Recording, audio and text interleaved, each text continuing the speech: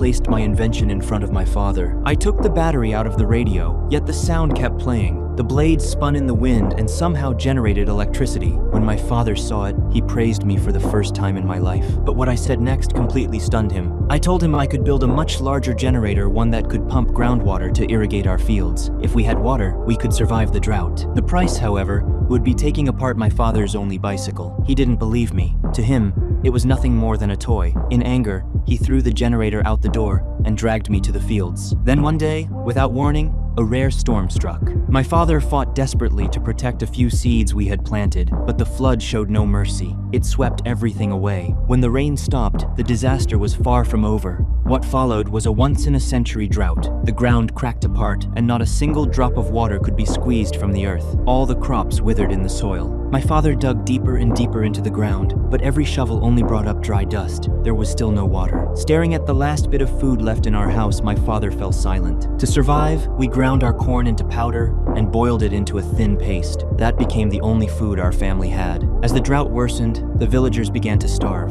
Hunger stripped away people's humanity. Someone broke into our home and stole every bit of food we had. When my mother saw the empty storage room, she completely broke down. Thankfully, the government stepped in and began selling grain at low prices. My mother spent all of our savings and sent me to buy food. When I arrived, I was stunned. Refugees had come from every direction. I fought my way through the crowd and somehow managed to grab 40 kilograms of grain. Looking at the pile of food, my father said he hoped it would last a long time. From that day on, we could only afford to eat once a day. Then I found a bicycle near my home. When the wheel turned, the headlight lit up. That beam of light sparked something in my mind. I decided I would build a generator to pump groundwater and fight the drought. But without electricity, it seemed impossible. That afternoon in physics class, I held on to every word the teacher said like it was my last hope. But before the bell even rang, I was expelled from school. There was only one reason. My father couldn't afford the tuition anymore. The entire village was struggling through the drought. Every penny was spent on food. Education had become meaningless, but I refused to give up, because this was the only way for my family and me to survive.